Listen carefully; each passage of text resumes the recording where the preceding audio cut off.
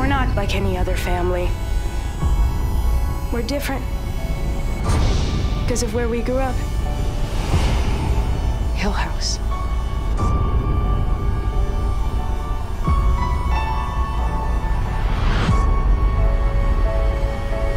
Your mother, she was not crazy. Neither was your sister, neither is your brother, neither are you. Okay, いかがですか? Watanabe Dan desu. On today's episode of Backward Engineering Your Production, we're going to look at The Haunting of Hill House, all the way from the 2018 miniseries backwards to the 1999 version, to the 1963 version, to the original source material, to take a look at how different eras have treated the same story, and to highlight some of the problems that happen when you're trying to do an adaptation of any kind of intellectual property and have it fit in within the confines of whatever medium is going on at that given moment and what's going on in the cultural context, etc., etc. Let's start with the 2018 version. This miniseries is approximately 10 hours, was done in 10 parts, and is on Netflix right now. And maybe this is showcasing my altacocker roots, but I'm going to talk about it primarily from the standpoint of why I think it doesn't work. Now, I know that there's a lot of people who've been seeing it and loving it, so I will take some of their concerns into consideration and maybe even have some people do a refutation of this video and give their particular interpretations as well. Let's start out with the number one problem with it, and that is that I believe that the new version of it is symptomatic of what's going on with a lot of mainstream Hollywood these days. And that is that there is an attempt to position characters not as individual beings who have individual cores and strengths and are up against challenges to whatever their value systems are, but with characters who are presented as victims. This was true in the most recent version of Mary Poppins. It was also true to a lesser degree in the most recent Mission Impossible, and to an even lesser degree in Spider-Man, but it is nevertheless present in every one of these stories. And in Haunting of Hill House, this is taken to an extreme. Every one of the characters in this is someone who is a victim, and not only are they a victim, but they almost revel in their victimization. And not only do they revel in their victimization, but they act like assholes to everyone else because they are victims. And I found that to be the most disturbing part of this modern version. I did not like a single person in this, and there was an opportunity to like every single one of them if they had taken on that older style cinema moxie. Let's start with some of the main characters. Look at the character of Shirley. Now, the actress who plays Shirley is not bad, but she's certainly taken in that kind of Meisner and method style of internalizing perhaps too much and not playing up on her character's weaknesses as a form of armor. Instead, she comes across as someone who's embittered and not willing to be forgiving of others when she herself has a deep, dark secret. The way this would have been played in the past is she would have had a certain amount of forward-thinking energy. As she's running her funeral home, she would have been there constantly trying to figure out how to make the money work, how to make things happen. And that could come across as her being hard and unpleasant. But her husband would understand it and put that in context. Instead, we see her continually as being dour, continually being a spoil sport, and continually being like the school principal that everyone hated because she's trying to enforce rules on others.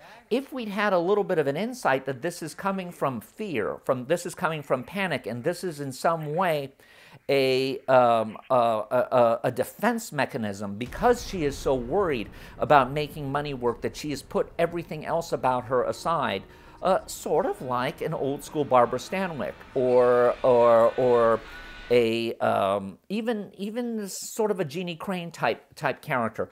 We could have appreciated her. Instead, she comes across as a scold. Now, let's look at the character of Luke.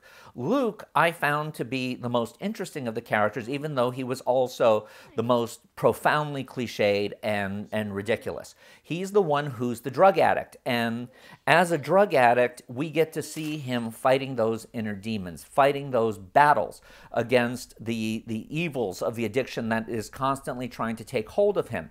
We see him relying on this other woman in the clinic who seems to be a role model of him, and yet she falls off the barrel and he has a crisis. Here was a great moment for him to have a different kind of agency and for him to and for him to showcase a strength. And he sort of does, but it's also in the context of him being a pathétique.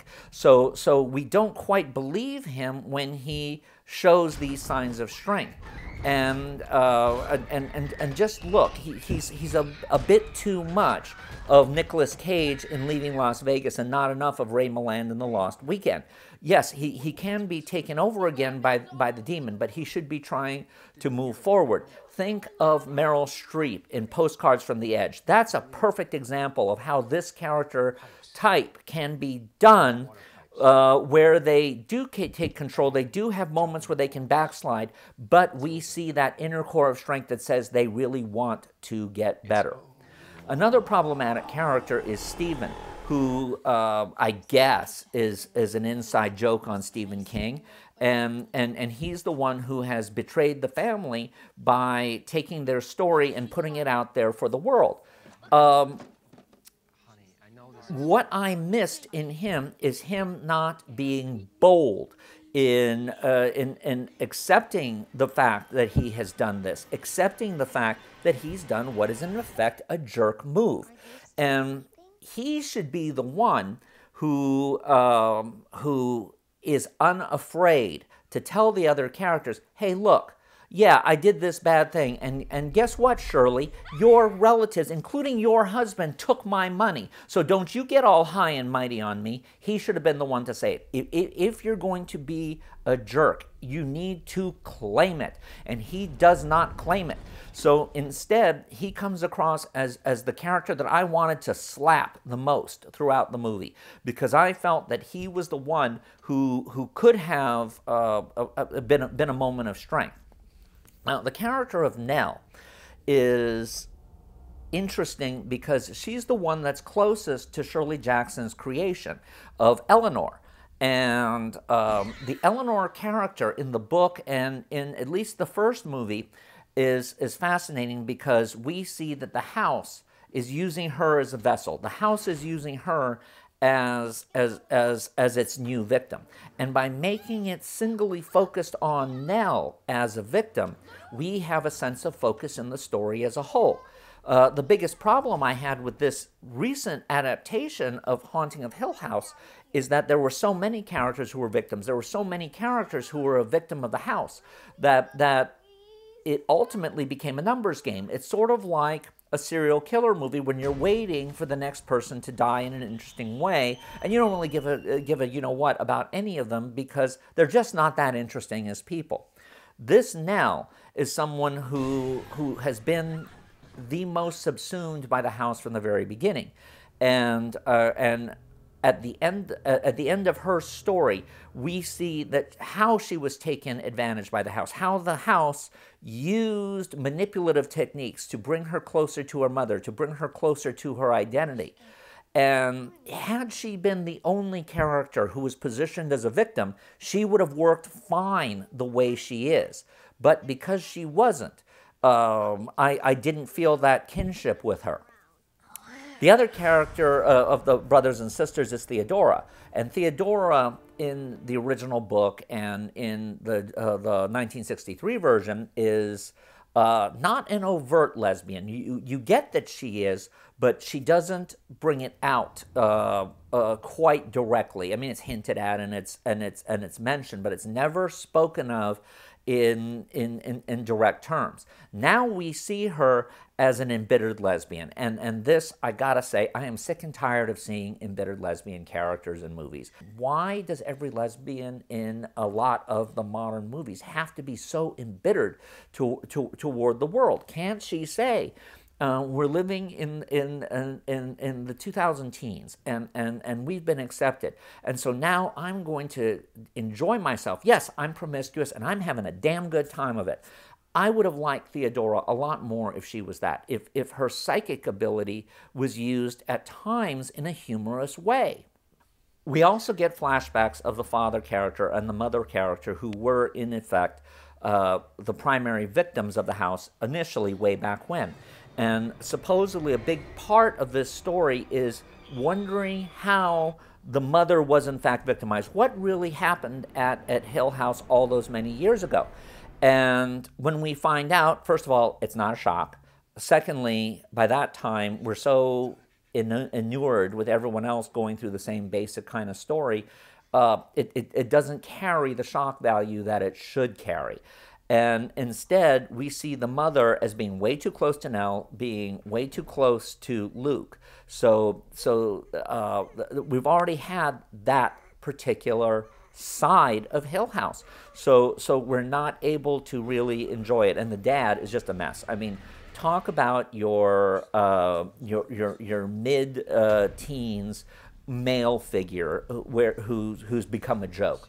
And as a father figure, he has nothing that reminds us of the leadership roles that even an Archie Bunker had. No, this is a father who has been completely victimized, has completely no agency in anything that's going on around him. So we end up feeling contempt toward him. And that's the biggest challenge I had toward this, is that I felt contempt toward the characters. Now, let's talk about another aspect of this that I thought was a mistake, and that is that the series, rather than being a linear narrative, rather than being a single story, is in fact an omnibus picture, sort of like Tales from the Crypt or Dr. Terror's House of Horrors, where you have these disparate characters who all have an experience in this house, and each one of them is like their own self-contained story. Now, there would have been nothing wrong if that was the way this was marketed. Instead, this was marketed as if it was a remake of Haunting of Hill House. And so, therefore, we anticipate that everyone is going to be spending their time in Hill House and dealing with how the house is today, not how the house was 30 years ago. And here's the challenge with doing it this way. First of all, the house ceases to be its own scary character. Instead, we see the house as a wreck. We see the house as having these suspenseful things in it, but because they're so separated, we never get a real sense of the threat of the house. The house we see too much of. You know how Val Lewton in the 40s came up with this whole idea that the way you build suspense is by not showing us everything, by kind of teasing us as things go along.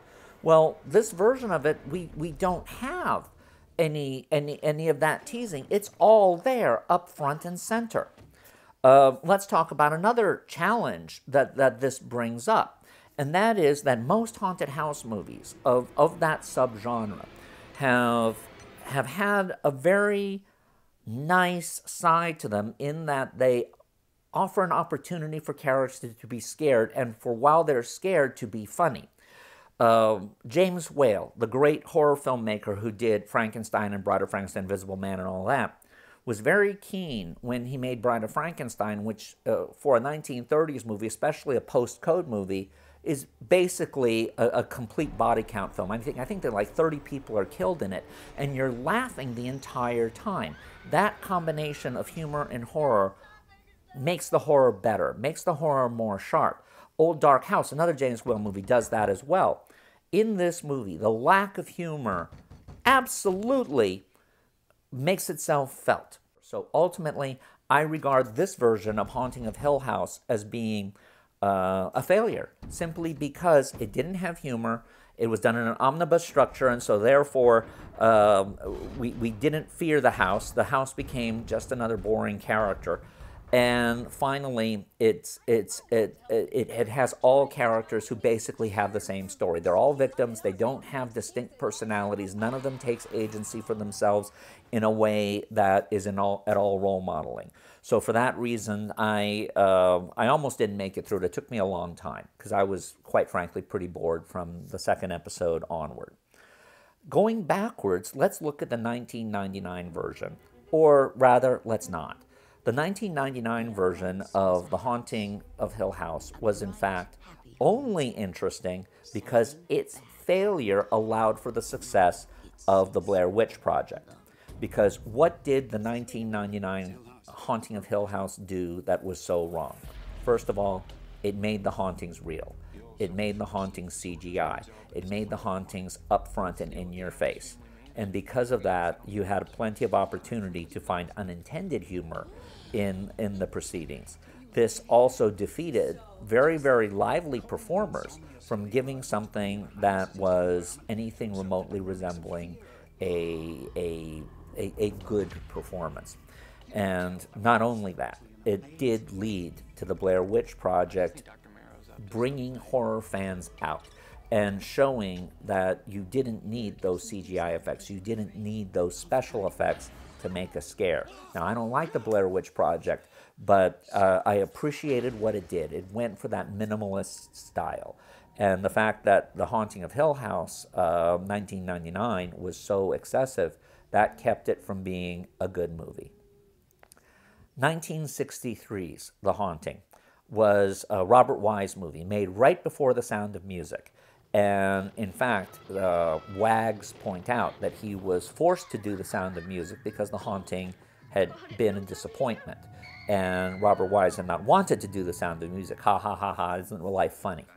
Anyway, but the Robert Wise version stands up as being, I believe, the best of the film versions of this story, even though it too violates Jackson's novel.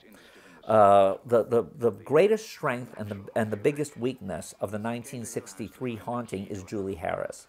Julie Harris was an actress who always played characters who looked like victims on the surface, but had this steel inside of her, that we saw the force of her personality. This is why, despite not being a beauty, despite not being someone that you would feel was immediately charismatic, even from her earliest films. In The Haunting, she plays Eleanor as someone who is willing to fight, is willing to assert herself even if she knows she's going to lose. She fights her relatives and ultimately steals their car. Well, it's actually, she paid half of it, so she's not really stealing at 100%, only 50%.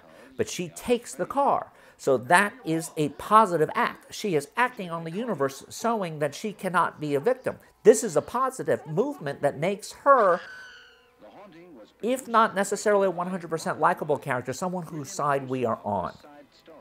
Where the Robert Wise one has a controversial element that I think kind of hurts it is that it has a lot of voiceover. So we hear Eleanor's interior monologue. Now, some people feel that that's a great side of it because we get to see how what she's thinking inside is contrary to the actions that we're seeing in front, and that's very true. But it also makes it seem like a radio play, and it takes away from the very intense production design. Robert Wise was great about not showing us too much in the house, and yet with his choice of lenses, with his choice of production design elements, making the house eternally creepy. The beauty of some of the set pieces inside the house, nonetheless, take on a threatening aspect because they seem so oppressive. They're always there, and yet we can't get a picture of what the house is as a whole. The novel and the movie point out that there are no real right angles in the house, and they make sure that we sense that more than actually see it. We sense that there are no real straight corners, so everything in the house is slightly off. Everything in the camera interactions are slightly off. So the film, while not initially scary in any way, nonetheless keeps us creeped out. And we don't always know why, but we're thinking about it way after it has ended. Plus, even though it's 2 hours, even though it's much shorter than the new version, we get to know each of the characters, and each of the characters lives in that kind of 1960s motion of them being kind of jerky, and within that jerkiness being assertive in it, so that we appreciate them for the unusual people that they are, and so even the movie has managed to remain a cult favorite, even though it didn't do that well at the box office initially. Finally, let's talk about the original book. The Haunting of Hill House as a novel was a sensation. It sold lots of copies. It was a book that horror fans loved, even though they weren't quite sure why they were loving it, because it was very subtle. Like Henry James's Turn of the Screw, you could read the book and wonder if the house was really haunted, or if Eleanor herself as a character was going potty. And in the process of her losing her sense of self, we get enveloped in it, and we can question all of the things that happen. Shirley Jackson was a magnificent writer who belied her very plain outward appearance with a sharp wit and the absolute ability to use the right word. She came to real prominence when she wrote a story called The Lottery, which was published in the New Yorker and got the most comments of any article up to that time and for many years after, simply because readers were so shocked at the ending of it when you realize that this small town gathering, when everyone's doing a lottery and you think it's going to be a positive, and you realize at the end that they're choosing who is going to be the sacrifice so that the crops will be good the next year. And it was such an intense shock that audiences didn't get over it. Jackson's art was so potent that she was able to take it into different genres. For example, one of her most successful stories, which actually led to a series of separate books of hers, was called Charles. And in the story of Charles, she talks about her son's first days of kindergarten, when there was this naughty boy in class who kept doing all sorts of terrible things. And of course, at the end of the story, we realize that her son is actually talking about himself. It's a wonderful example of how Jackson was able to take details, and those details came to the fore in what she did with The Haunting of Hill House. There is almost no book that you can read where you understand the inside psychology of a lonely woman who feels that she has no power in the world, finding what she considers to be home and a family, because her own family has so abandoned her, only to find that the doctor with whom she has taken a completely quixotic attraction is indeed already married. And she knows that she can't really go back to living with her brother and sister.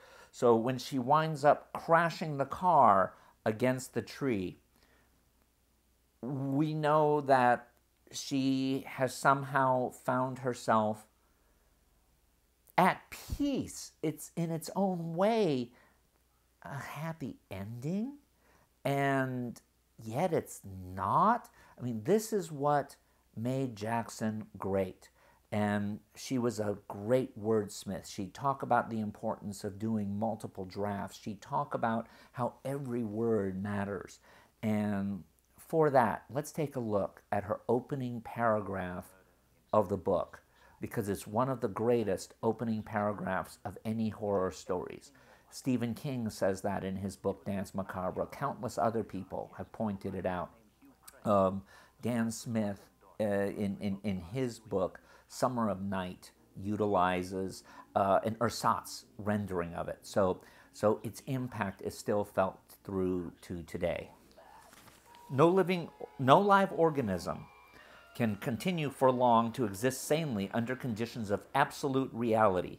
Even larks and katydids are supposed by some to dream. Hill House, not sane, stood by itself against its hills, holding darkness within. It had stood for 80 years and might stand for 80 more.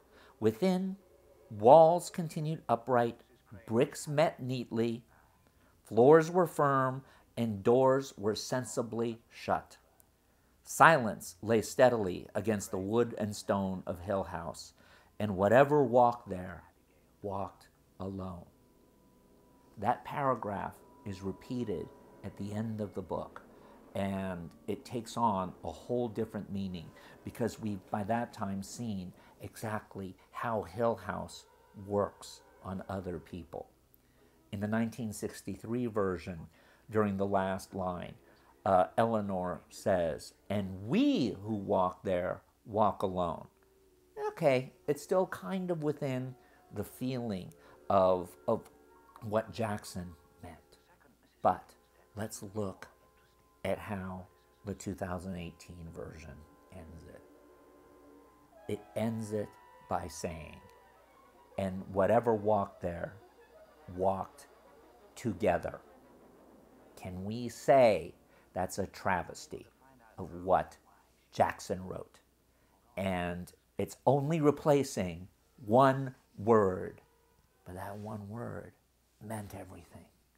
And because of that, at the end of this version of Haunting of Hill House, the 2018 version, had my plasma display not been such a prized possession, I would have probably torn it off the wall and smashed it. I was so angered by that one word change.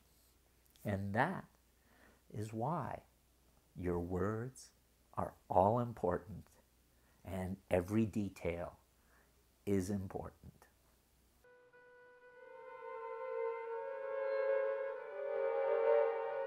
God.